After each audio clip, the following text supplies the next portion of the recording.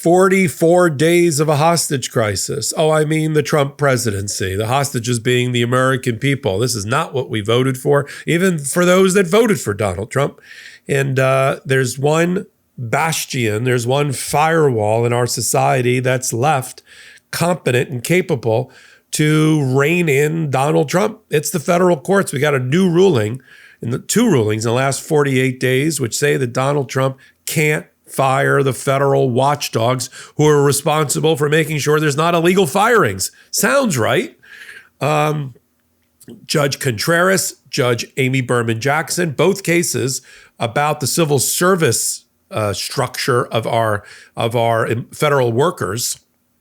The Merit Protection Service Board, the Office of Special Counsel, they work together to protect federal workers from attacks by the president and by partisan retaliation. When their two heads were tried to be decapitated by Donald Trump, both those people took an appeal. I talk about it on Popac Live and what I think is going to happen next. Take a listen. Let's get into the law and politics side. We got a brand new order just came out today. I already talked about the United States Supreme Court one, but we got a new order by Judge Rudy Contreras.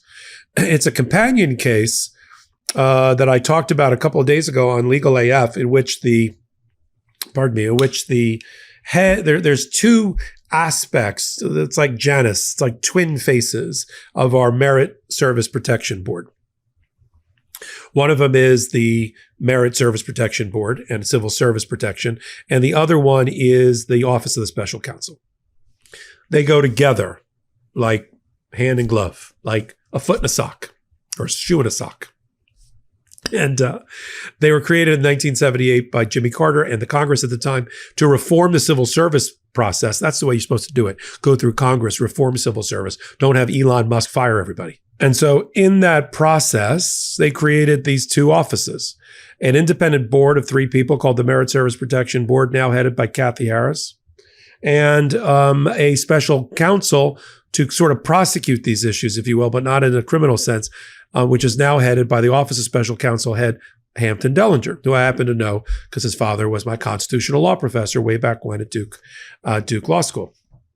Those two things go together. They are independent. They are bipartisanly created. They're supposed to be, they are not supposed to be to the subject of the whims of whoever's in the office and not partisan attacks. In fact, their jobs are to protect federal workers from partisan attacks and illegal firings. And they both got illegally fired. Back to back over 48 hours, two different judges, Amy Berman Jackson, both in the District of Columbia, Amy Berman Jackson and Rudy Contreras both ruled almost identically. I mean, Rudy Contreras had the benefit of seeing Amy Berman Jackson's 35-page order, but they both ruled that both of these positions have to be immediately reinstated, that Donald Trump can't fire them because he doesn't like the whites of their eyes or doesn't like their partisan jib. He has to keep them in place unless they've done something wrong. Only for cause, the statute says, can they be fired. Now, Donald Trump's response to that is, I'm the executive branch. They're in the executive branch. I get to fire whoever I want. And if the statute says something differently, it violates Article 2 of the Constitution and the separation of powers. Let's take it up to the Supreme Court. And that's where we're going.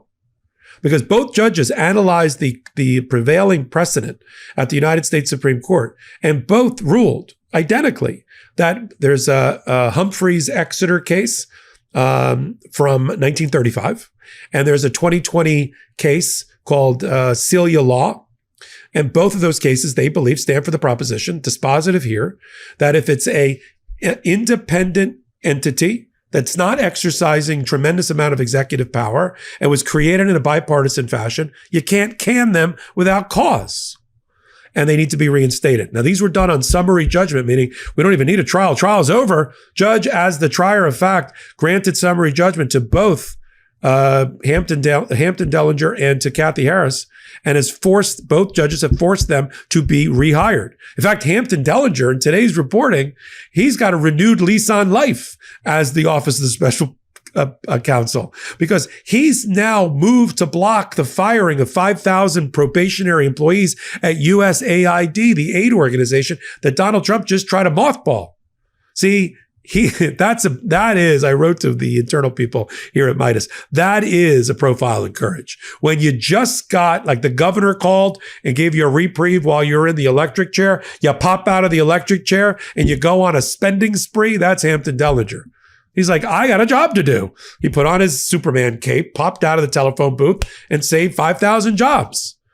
I mean, for as long as he's in, I think he's got to do his job. I agree with that. As for as long as you are, until you're not. And the Supreme Court's going to have to decide this. These cases will join together, consolidated, I am sure. They will go up on appeal to the United States Supreme Court. Supreme Court's waiting for these cases about the issue of what are the limits of Article 2 presidential power in a unitary president model? What are they? The problem at the United States Supreme Court is we've got like 4 automatic pro-president, the office of the president, but therefore Trump, votes. Kavanaugh, Gorsuch, Alito, and Thomas. 2 of them, Kavanaugh and Gorsuch, served in the executive branch. They're very pro-president, any-president, small p president. So you got 4 votes right there to let him do it. If Congress said you can't fire but for cause, that violates the Article 2, the powers of the presidency. The question is, where do you get the 5th vote from? Is it Roberts? Now, some people will automatically say, well, Roberts just last week, he denied the appeal related to Hampton Dellinger, so he's going to side with Hampton Dellinger, right? No, not necessarily. It was an administrative stay, not on the merits. It was just to give the trial courts more time to get to a point of a preliminary or permanent injunction, which is now where they're at, so that the Supreme Court has power. See, the Supreme Court and appellate courts have limited jurisdiction, and they really don't have jurisdiction except in extraordinary circumstances when it is a temporary restraining order, the lowest level of restraint. Well, the lowest level of restraint is an administrative stay, then a temporary restraining order, then a preliminary injunction, then a permanent injunction.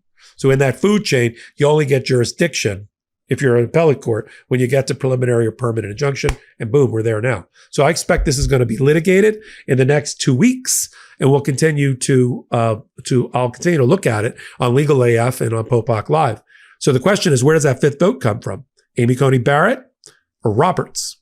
Or do they stick to their guns, stay in the middle, and side with the democratically appointed wing of the Supreme Court, which is Ketanji Brown Jackson, Sotomayor, and Kagan, and start hemming and reining and cabineting in Donald Trump? We'll have to see. I'll continue to follow it all right here on Popac Live. Other things that are interesting, I talked about the SCOTUS allowing raw sewage to be in your drinking water. For those that are tuning in late, we talked about the probationary workers and employees and just the big picture. I never thought in my entire career, and it now spans almost 35 years. I know I don't look a day over 58, but I just turned 59. I never thought I would be talking about 100 lawsuits almost in the first 44 days of an administration. Remember, day 44 of the American voter and value hostage crisis. But we do. We have 100 lawsuits. We're averaging over 2 a day, which is what I thought. I thought it'd be 3 a day by now. And 5 a week or 6 a week of preliminary injunctions, temporary restraining orders. And now we're moving into the Supreme Court phase of Donald Trump quickly. I think we're going to have half a dozen, if not more, Supreme Court cases to talk about the Trump presidency and its out of control power grab in the next, I would say, 40 days, 60 days, somewhere in there. New podcasts Tuesday nights at 8 p.m. Eastern Time on the Midas Touch YouTube channel, Popac Live. I sit at the intersection of law and politics. It's just me. Just me, my unique brand of commentary and analysis. Like no other, I'm uncensored, I'm unfiltered, I don't pull any punches, I take questions, I give answers. It's Popac Live. So join us every Tuesday night for Popac Live, Wednesdays and Saturdays for Legal AF, also on the Midas Touch Network. And you're already here on Legal AF. Hit the subscribe button. We're going to hit 500,000 before this weekend is over, and it's all because of you. hit the subscribe button and help us continue our build of our independent pro-democracy channel. So until my next reporting, I'm Michael Popac. I'm Michael Popac, and I got some big news for our audience. Most of you know me as the co-founder of Midas Touch's Legal AF and the Legal AF YouTube channel, or as a 35-year national trial lawyer. Now, building on what we started together on Legal AF, I've launched a new law firm, the Popok Firm, dedicated to obtaining justice through compassionate and zealous legal representation. At the Popak Firm, we are focused on obtaining justice for those who have been injured or damaged by a life-altering event by securing the highest dollar recoveries. I've been tirelessly fighting for justice for the last 35 years, so my own law firm organically building on my Legal AF work just feels right. And I've handpicked a team of top-tier trial fighters and settlement experts throughout all 50 states known as big auto injury attorneys who have the know-how to beat heartless insurance companies, corporations, government entities, and their attorneys. Big Auto's attorneys working with my firm are rock stars in their respective states and collectively responsible for billions of dollars in recoveries. So if you or a loved one have been on the wrong side of a catastrophic auto, motor vehicle, rideshare, or truck accident, suffered a personal injury, or been the victim of medical malpractice, employment harassment or discrimination, or suffered a violation of your civil and constitutional rights, then contact the Popok Firm today at 1-877-POPOC-AF or by visiting my website at www.thepopokfirm.com and fill out a free case evaluation form. And if we determine that you have a case and you sign with us, we don't get paid unless you do. The Popok Firm, fighting for your justice every step of the way.